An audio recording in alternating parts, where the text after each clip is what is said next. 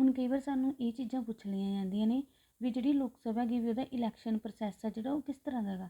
ਤਾਂ ਲੋਕ ਸਭਾ ਦੀ election process ਆ ਜਿਹੜਾ ਉਹ ਪ੍ਰਤੱਖ ਚੋਣ ਪ੍ਰਣਾਲੀ ਦੇ ਅਧੀਨ ਹੁੰਦਾ ਹੈਗਾ। ਲੋਕ ਸਭਾ ਦੀ ਚੋਣ ਹੈ ਜਿਹੜੀ ਉਹ ਡਾਇਰੈਕਟ ਰੂਪ ਦੇ ਵਿੱਚ ਕੀਤੀ ਜਾਂਦੀ ਹੈ। ਲੋਕ ਪ੍ਰਤੱਖ ਰੂਪ 'ਚ ਇਹਦੇ ਵਿੱਚ ਭਾਗ ਲੈਂਦੇ ਨੇ। ਪਰ ਇੱਥੋਂ ਕੁਐਸਚਨ ਇਹ ਹੁੰਦਾ ਵੀ ਕਿਹੜੇ ਲੋਕ ਆ ਜਿਹੜੇ ਉਹ ਲੋਕ ਸਭਾ ਦੇ ਲਈ ਮਤਲਬ ਯੋਗਤਾ ਰੱਖਦੇ ਨੇ ਮੈਂਬਰ ਬਣਨ ਦੀ।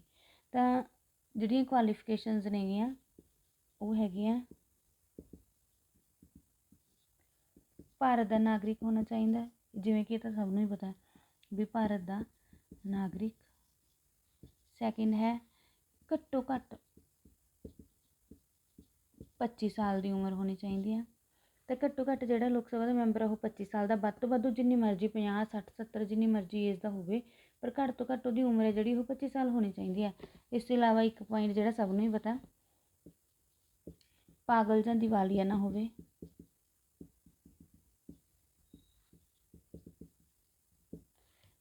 ਤੇ ਲਾਸਟ ਪੁਆਇੰਟ ਜਿਹੜਾ ਸਭ ਤੋਂ ਇੰਪੋਰਟੈਂਟ ਹੈ, ਕਿਸੇ ਲਾਭਕਾਰੀ ਅਹੁਦੇ 'ਤੇ ਨਾ ਹੋਵੇ।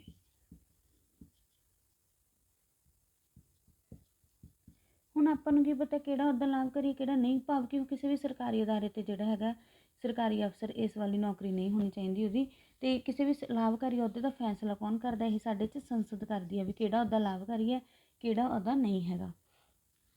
ਹੁਣ ਕੁਆਲੀਫਿਕੇਸ਼ਨ ਤੋਂ ਬਾਅਦ ਸਾਨੂੰ ਇਹ ਪਤਾ ਹੋਣਾ ਚਾਹੀਦਾ ਵੀ ਜਿਹੜੇ ਲੋਕ ਸਭਾ ਦੇ ਮੈਂਬਰ ਚੁਣੇ ਜਾਂਦੇ ਨੇ ਉਹਨਾਂ ਦੀ ਚੋਣ ਦੇ ਵਿੱਚ ਪ੍ਰਤੱਖ ਰੂਪ 'ਚ ਕੌਣ ਹਿੱਸਾ ਲੈਂਦੇ ਨੇ। ਤਾਂ ਸਾਡੇ ਜਿੰਨੇ ਵੀ 18 ਸਾਲ ਜਾਂ 18 ਸਾਲ ਤੋਂ ਵੱਧ ਉਮਰ ਦੇ ਨਾਗਰਿਕ ਨੇ, ਲੋਕ ਹੈ, ਵੋਟਰਸ ਨੇ, ਉਹ ਇਸ ਚੋਣ ਦੇ ਵਿੱਚ ਹਿੱਸਾ ਲੈਂਦੇ ਆ, ਪ੍ਰਤੱਖ ਰੂਪ ਦੇ ਵਿੱਚ ਆਪਦੇ ਜਿਹੜੇ ਹੈਗੇ ਪ੍ਰਤੀਨਿਧੀ ਚੁਣਦੇ ਆ। ਪਰ ਨਾਲ ਹੀ ਇਹ ਗੱਲ ਵੀ ਨੋਟ ਕਰਨ ਯੋਗ ਹੈ ਕਿ ਲੋਕ ਸਭਾ ਦੇ ਵਿੱਚ ਪਹਿਲਾਂ ਵੋਟ ਕਰਨ ਦਾ ਜਾਂ ਸਾਡੇ ਦੇਸ਼ ਦੇ ਵਿੱਚ ਵੋਟਿੰਗ ਏਜ ਹੈ ਜਿਹੜੀ ਉਹ 21 ਸਾਲ ਸੀ। ਤਾਂ ਇਹ 61ਵੀਂ ਸੋਧ ਸੀ ਸੰਵਿਧਾਨ ਦੀ। 61ਵੀਂ ਸੋਧ ਦੇ ਅਧੀਨ ਜਿਹੜਾ ਹੈਗਾ ਇਹ ਏਜ ਹੈ ਜਿਹੜੀ ਉਹ ਘਟਾ ਕੇ ਕਿੰਨੀ ਕਰ ਦਿੱਤੀ ਗਈ, 18 ਸਾਲ ਕਰ ਦਿੱਤੀ ਗਈ। ਪਹਿਲਾਂ 21 ਸਾਲ ਸੀ, ਜਦੋਂ 61ਵੀਂ ਸੋਧ ਹੋਈ ਆ ਉਸ ਤੋਂ ਬਾਅਦ ਇਹਦੀ ਏਜ ਹੈ ਜਿਹੜੀ ਉਹ ਘਟਾ ਕੇ ਕਿੰਨੀ ਕੀਤੀ ਗਈ ਹੈਗੀ, 18 ਸਾਲ ਕੀਤੀ ਗਈ ਆ। ਹੁਣ ਜਿਵੇਂ ਆਪਾਂ ਇਹ ਸਾਰੀਆਂ ਚੀਜ਼ਾਂ ਤਾਂ ਪੜ੍ਹ ਲਈ ਵੀ, ਇਹਦਾ ਕਾਰਜਕਾਲ ਕਿੰਨਾ ਹੋਣਾ ਚਾਹੀਦਾ, ਕੁਆਲੀਫਿਕੇਸ਼ਨ ਕਿੰਨੀ ਹੋਣੀ ਚਾਹੀਦੀ ਹੈ, ਮੈਂਬਰਸ ਕਿੰਨੇ ਹੋਣੇ ਚਾਹੀਦੇ ਆ। ਉਸ ਤੋਂ ਇਲਾਵਾ ਇੱਕ ਚੀਜ਼ ਹੈ ਬਜਟ। ਤਾਂ ਬਜਟ ਹੈ ਜਿਹੜਾ ਉਹ ਸਿਰਫ ਅਤੇ ਸਿਰਫ ਲੋਕ ਸਭਾ ਦੇ ਵਿੱਚ ਹੀ ਪੇਸ਼ ਕੀਤਾ ਜਾਂਦਾ। ਬਜਟ ਹੈ ਉਹ ਸਰਕਾਰ ਦਾ ਜਿਹੜਾ ਹੈਗਾ ਵਿਵਰਨ ਹੁੰਦਾ, ਪੂਰਾ ਲੇਖਾ ਜੋਖਾ ਹੁੰਦਾ ਗਾ ਪੂਰੇ 1 ਸਾਲ ਦਾ। ਅਤੇ ਇਹ ਬਜਟ ਸਿਰਫ ਲੋਕ ਸਭਾ ਦੇ ਵਿੱਚ ਪੇਸ਼ ਕੀਤਾ ਜਾਂਦਾ। ਲੋਕ ਸਭਾ 'ਚ ਕਿਹਦੇ ਆਦੇਸ਼ 'ਤੇ ਪੇਸ਼ ਕੀਤਾ ਜਾਂਦਾ, ਰਾਸ਼ਟਰਪਤੀ ਦੇ 'ਤੇ।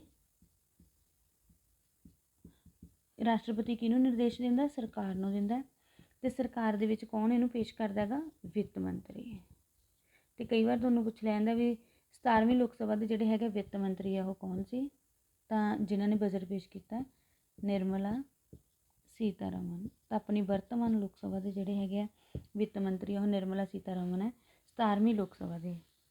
ਹੁਣ ਲੋਕ ਸਭਾ ਦੇ ਵਿੱਚ ਜਿਹੜੀ ਆਪਾਂ ਕਹਿ ਸਕਦੇ ਹਾਂ ਮੈਜੋਰਿਟੀ ਆ ਜਾਂ ਜਿਹੜੀ ਸਰਕਾਰ ਆ ਉਹ ਕਿਹਦੇ ਆਧਾਰ 'ਤੇ ਜਿਹੜੀ ਹੈਗੀ ਆ ਚੁਣੀ ਜਾਂਦੀ ਹੈ। ਤਾਂ ਲੋਕ ਸਭਾ ਦੇ ਵਿੱਚ ਮੈਜੋਰਿਟੀ ਆ ਜਾਂ ਜਿਹੜੀ ਸਰਕਾਰ ਹੈ ਉਹ ਕੀ ਹੁੰਦੀ ਹੈ, ਆਹ 552 ਸੀਟਾਂ ਦੇ ਵਿੱਚੋਂ ਜਿਸ ਵੀ ਪਾਰਟੀ ਨੂੰ ਜਿਹੜੀ ਹੈਗੀ ਜ਼ਿਆਦਾ ਸੀਟਾਂ ਪ੍ਰਾਪਤ ਹੁੰਦੀਆਂ ਨੇ ਉਹਦੀ ਕੀ ਸਰਕਾਰ ਬਣ ਜਾਂਦੀ ਹੈ। ਉਹ ਲੋਕ ਸਭਾ ਦੇ ਵਿੱਚ ਪ੍ਰਭੂਤਵ ਹੈ ਜਿਹੜਾ ਉਹਨਾਂ ਦਾ ਹੋ ਜਾਂਦਾ। ਪਰ ਇੱਥੇ ਨਾਲ ਇਹ ਚੀਜ਼ ਵੀ ਧਿਆਨ ਰੱਖਣ ਯੋਗ ਆ ਵੀ ਲੋਕ ਸਭਾ ਨੂੰ ਪ੍ਰੀਸਾਈਡ ਕੌਣ ਕਰਦਾ, ਉਹਦੀ ਪ੍ਰਧਾਨਗੀ ਕੌਣ ਕਰਦੀ ਹੈ। ਤਾਂ ਇਹਨੂੰ ਪ੍ਰੀਸਾਈਡ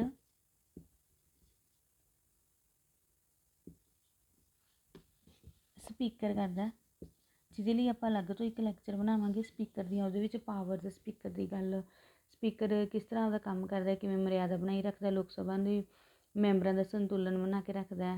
ਤਾਂ ਇਹ ਸਾਰੀਆਂ ਚੀਜ਼ਾਂ ਜਿਹੜੀਆਂ ਹੈਗੀਆਂ ਕੀਤੀਆਂ ਜਾਂਦੀਆਂ ਨੇਗੀਆਂ।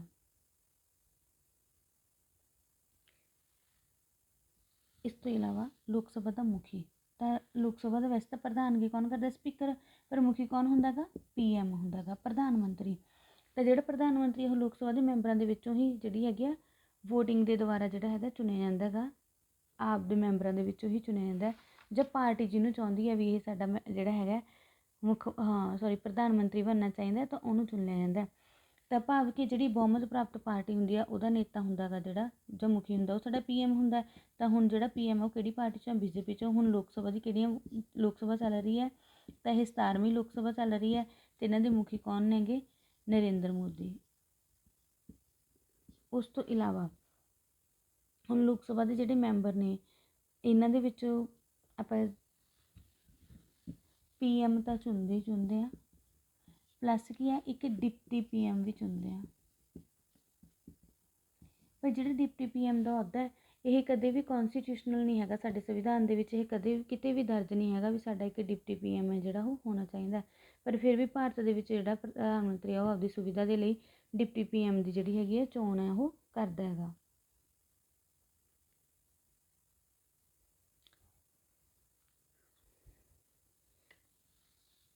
ਹੁਣ PM ਹੈ ਉਹਦੀ ਹੈਲਪ ਦੇ ਲਈ ਕੀ ਕੁਛ ਹੁੰਦਾ ਗਾ। PM ਹੈ ਉਹਦੀ ਹੈਲਪ ਦੇ ਲਈ ਕੌਂਸਲ ਆਫ ਮਿਨਿਸਟਰਸ ਚੁਣੇ ਜਾਂਦੇ ਆ, ਮੰਤਰੀ ਪਰਿਸ਼ਦ। ਇਹਨਾਂ ਦੇ ਲਈ ਵੀ ਆਪਾਂ ਇੱਕ ਅਲੱਗ ਤੋਂ ਜਿਹੜਾ ਹੈਗਾ ਲੈਕਚਰ ਤਿਆਰ ਕਰਾਂਗੇ ਵੀ ਮੰਤਰੀ ਪਰਿਸ਼ਦ ਦੇ ਨਾਲ ਮਿਲ ਕੇ PM ਸਰਕਾਰ ਕਿਵੇਂ ਚਲਾਉਂਦਾ, ਕੰਮ ਕਿਵੇਂ ਕਰਦਾ, ਕੈਬਨਿਟ ਮਿਨਿਸਟਰ ਕੀ ਹੁੰਦੇ ਆ, ਉਹਨਾਂ ਦੇ ਕੰਮ ਕਰਨ ਦਾ ਤਰੀਕਾ ਕੀ, ਉਹਨਾਂ ਦਾ ਪ੍ਰੋਸੈਸ ਕੀ ਹੈ। ਇਹ ਸਾਰੀਆਂ ਚੀਜ਼ਾਂ ਅਸੀਂ ਅਲੱਗ ਤੋਂ ਇੱਕ ਲੈਕਚਰ ਦੇ ਵਿੱਚ ਡਿਸਕਸ ਕਰਾਂਗੇ।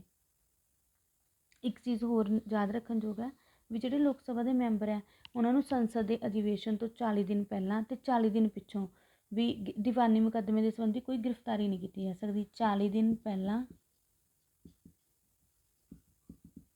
40 ਦਿਨ ਪਿੱਛੋਂ ਲੋਕ ਸਭਾ ਦੇ ਈਵਨ ਕਿ ਰਾਜ ਸਭਾ ਦੇ ਵੀ ਕਿਸੇ ਵੀ ਮੈਂਬਰ ਦੀ ਜਿਹੜੀ ਉਹ ਗ੍ਰਿਫਤਾਰੀ ਨਹੀਂ ਕੀਤੀ ਜਾ ਸਕਦੀ ਕਿਸੇ ਦੀਵਾਨੀ ਮੁਕੱਦਮੇ ਦੇ ਅਧੀਨ। ਅਤੇ ਜਿਹੜਾ ਲੋਕ ਸਭਾ ਦਾ ਮੈਂਬਰ ਹੈ ਉਹ ਲਗਾਤਾਰ 60 ਦਿਨ ਗੈਰ ਹਾਜ਼ਰ ਰਹਿਣ 'ਤੇ ਉਹਦੀ ਮੈਂਬਰਸ਼ਿਪ ਹੈ ਜਿਹੜੀ ਉਹ ਖਤਮ ਹੋ ਜਾਂਦੀ ਹੈ। ਜੇ ਲੋਕ ਸਭਾ ਦਾ ਮੈਂਬਰ ਸੰਸਦ ਦੇ ਵਿੱਚੋਂ 60 ਦਿਨ ਲਗਾਤਾਰ ਜਿਹੜਾ ਹੈਗਾ ਗੈਰ ਹਾਜ਼ਰ ਹੋਊਗਾ ਤਾਂ ਉਹਦੀ ਮੈਂਬਰਸ਼ਿਪ ਕੀ ਆਟੋਮੈਟਿਕ ਖਤਮ ਕਰ ਦਿੱਤੀ ਜਾਊਗੀ, ਖਤਮ ਹੋ ਜਾਂਦੀ ਹੈ। ਇਸ ਤੋਂ ਇਲਾਵਾ ਆਪਾਂ ਕੀਤਾ ਸੀ ਸਪੀਕਰ, ਤਾਂ ਸਪੀਕਰ ਹੈ ਜਿਹੜਾ ਉਹ 93 ਆਰਟੀਕਲ ਦੇ ਅਧੀਨ ਜਿਹੜੇ ਲੋਕ ਸਭਾ ਦੇ ਮੈਂਬਰ ਉਹ ਆਪਣਾ ਇੱਕ ਸਪੀਕਰ, ਇੱਕ ਪ੍ਰਧਾਨ ਅਤੇ ਇੱਕ ਉਪ ਪ੍ਰਧਾਨ ਹੈ ਜਿਹੜਾ ਉਹ ਚੁਣਦੇ ਆ। ਹੁਣ ਜਿਵੇਂ ਸੰਸਦ ਦੇ ਵਿੱਚ ਕੋਈ ਬਿੱਲ ਪੇਸ਼ ਕਰਨਾ ਜਾਂ ਸੰਸਦ ਦਾ ਇਜਲਾਸ ਹੋਣਾ ਤਾਂ ਸਾਨੂੰ ਇਹ ਪਤਾ ਹੋਣਾ ਚਾਹੀਦਾ ਵੀ ਉੱਥੇ ਕਿੰਨੇ ਮੈਂਬਰਾਂ ਦਾ ਜਿਹੜਾ ਹਾਜ਼ਰ ਹੋਣਾ ਜ਼ਰੂਰੀ ਹੈ। ਤਾਂ 1/10 ਮੈਂਬਰਾਂ ਦਾ ਹਾਜ਼ਰ ਹੋਣਾ ਜ਼ਰੂਰੀ ਹੈ, ਜਿਹਨੂੰ ਅਸੀਂ ਕੀ ਕਹਿੰਦੇ ਆਂਗੇ, ਕੋਰਮ ਕਹਿੰਦੇ ਹਾਂ। ਬਾਕੀ ਜਿੰਨੀਆਂ ਵੀ ਸੰਸਦ ਦੀਆਂ ਕਮੇਟੀਆਂ, ਸੰਸਦ ਦਾ ਕੰਮ ਕਰਨ ਦਾ ਤਰੀਕਾ ਹੈ, ਬਿੱਲ ਪੇਸ਼ ਕਰਨ ਦਾ ਕੋਰਮ ਹੈ ਜਾਂ ਕੁਐਸਚਨਰ ਹੈ, ਇਹ ਸਾਰਾ ਕੁਛ ਅਸੀਂ ਅਲੱਗ ਤੋਂ ਕਰਾਂਗੇ। ਤਾਂ ਕਈ ਵਾਰ ਇਹ ਚੀਜ਼ ਹੋ ਜਾਂਦੀ ਹੈ ਵੀ ਲੋਕ ਸਭਾ ਅਤੇ ਜਿਹੜੀ ਰਾਜ ਸਭਾ ਹੈਗੀ ਉਹਨਾਂ ਦਾ ਇਕੱਠਿਆਂ ਦਾ ਇਜਲਾਸ ਬੁਲਾਉਣਾ ਪੈਂਦਾ ਕਿਸੇ ਵੀ ਬਿੱਲ 'ਤੇ ਕਿਸੇ ਵੀ ਸਥਿਤੀ ਦੇ ਵਿੱਚ ਰਾਸ਼ਟਰਪਤੀ ਦੇ ਦੁਆਰਾ। ਤਾਂ ਉਹ ਇਜਲਾਸ ਹੈ ਜਿਹੜਾ 108 ਆਰਟੀਕਲ ਦੇ ਅਧੀਨ ਬੁਲਾਇਆ ਜਾਂਦਾ ਅਤੇ ਇਹਨੂੰ ਅਸੀਂ ਕੀ ਕਹਿੰਦੇ ਆਂਗੇ, ਸੰਯੁਕਤ ਬੈਠਕ। ਸੰਯੁਕਤ ਬੈਠਕ ਹੈ ਜਿਹੜੀ ਉਹ 108 ਆਰਟੀਕਲ ਦੇ ਅਧੀਨ ਹੈ ਜਿਹੜੀ ਉਹ ਬੁਲਾਈ ਜਾਂਦੀ ਹੈ। ਤਾਂ ਇਹਦੇ ਵਿੱਚ ਹੁੰਦਾ ਕੀ ਹੈ, ਜਿਵੇਂ ਕਿ ਅਸੀਂ ਦੇਖਿਆ ਵਿਧਵਾ ਵਿਆਹ ਕਾਨੂੰਨ ਹੋ ਗਿਆ ਜਾਂ ਆਪਾਂ ਕਹਿ ਸਕਦੇ ਹਾਂਗੇ ਕੋਈ ਵੀ ਇਹੋ ਜਿਹਾ ਕਾਨੂੰਨ ਹੈ ਜਿਹੜਾ ਇਮੀਡੀਏਟ ਪਾਸ ਕਰਨਾ ਜਿਹਦਾ ਜ਼ਰੂਰੀ ਹੈ ਜਾਂ ਸਮਾਜ ਸੁਧਾਰ ਵਾਲਾ ਕੋਈ ਕੰਮ ਹੈ ਤਾਂ ਜਿਹੜੇ ਕਿ ਜਿਹਦੇ ਨਾਲ ਸਮਾਜਿਕ ਕੁਰੀਤੀਆਂ ਨੂੰ ਖਤਮ ਕੀਤਾ ਜਾ ਸਕਦਾ ਹੈ। ਤਾਂ ਜਿਵੇਂ ਹਿੰਦੂ ਵਿਆਹ ਐਕਟ ਸੀਗਾ, ਤਾਂ ਇਹ ਸਾਰੀਆਂ ਚੀਜ਼ਾਂ ਜਿਹੜੀਆਂ ਹੈਗੀਆਂ, ਇੱਕ ਡੌਰੀ ਦਹੇਜ ਵਿਰੋਧੀ ਐਕਟ ਸੀ, ਇਹਨਾਂ ਦੇ ਲਈ ਆ 3 ਸੀਗੇ। 108 ਆਰਟੀਕਲ ਦੇ ਅਧੀਨ ਸੰਯੁਕਤ ਬੈਠਕ ਬੁਲਾਈ ਗਈ ਸੀਗੀ 3 ਵਾਰ ਅਤੇ ਇਹ ਬੁਲਾਉਂਦਾ ਕੌਣ ਹੈਗਾ, ਇਹ ਰਾਸ਼ਟਰਪਤੀ ਬੁਲਾਉਂਦਾ। ਇਹਦਾ ਪ੍ਰਧਾਨਗੀ ਕੌਣ ਕਰਦਾ ਹੈਗਾ, ਸਪੀਕਰ। ਪ੍ਰਧਾਨਗੀ ਸਪੀਕਰ ਦੁਆਰਾ ਕੀਤੀ ਜਾਂਦੀ ਹੈ ਅਤੇ ਬੁਲਾਇਆ ਕਿਹਦੇ ਦੁਆਰਾ ਜਾਂਦਾ ਹੈਗਾ, ਰਾਸ਼ਟਰਪਤੀ ਦੇ ਦੁਆਰਾ ਬੁਲਾਇਆ ਜਾਂਦਾ ਹੈਗਾ। ਠੀਕ ਹੈ, ਇਹ ਸਾਰੀਆਂ ਚੀਜ਼ਾਂ ਬਾਰੇ ਸਾਨੂੰ ਪਤਾ ਹੋਣਾ ਚਾਹੀਦਾ। ਇਸ ਤੋਂ ਇਲਾਵਾ ਅਸੀਂ ਲੋਕ ਸਭਾ ਦੇ ਬਾਰੇ ਵਿੱਚ PM ਦੇ ਬਾਰੇ, ਕੌਂਸਲ ਆਫ ਮਿਨਿਸਟਰ ਬਾਰੇ, ਇਹਦੀਆਂ ਮੈਂਬਰਸ਼ਿਪ ਆਪਾਂ ਕਹਿ ਸਕਦੇ ਹਾਂ ਵੀ ਇਹਦੇ ਮੈਂਬਰਾਂ ਦੇ ਕੰਮ ਕੀ ਹੁੰਦੇ, ਕਿਹਦੇ ਪ੍ਰਤੀ ਉੱਤਰਦਾਈ ਹੁੰਦੇ, ਜਵਾਬਦੇਹ ਹੁੰਦੇ ਆ, ਇਹਨਾਂ ਸਾਰਿਆਂ ਲਈ ਅਸੀਂ ਅਲੱਗ ਤੋਂ ਇੱਕ ਲੈਕਚਰ ਬਣਾਵਾਂਗੇ। ਤਾਂ ਇਹ ਸੀਗਾ ਆਪਣਾ ਲੋਕ ਸਭਾ ਦੇ ਬਾਰੇ ਵਿੱਚ ਲੈਕਚਰ। ਜੇ ਤੁਹਾਨੂੰ ਲੋਕ ਸਭਾ ਦਾ ਮੇਰਾ ਇਹ ਲੈਕਚਰ ਵਧੀਆ ਲੱਗਿਆ ਤਾਂ ਪਲੀਜ਼ ਇਹਨੂੰ ਲਾਈਕ ਕਰੋ, ਸ਼ੇਅਰ ਕਰੋ ਅਤੇ ਕਮੈਂਟ ਕਰਕੇ ਜ਼ਰੂਰ ਦੱਸੋ ਅਤੇ ਚੈਨਲ ਨੂੰ ਸਬਸਕ੍ਰਾਈਬ ਜ਼ਰੂਰ ਕਰਨਾ। ਧੰਨਵਾਦ।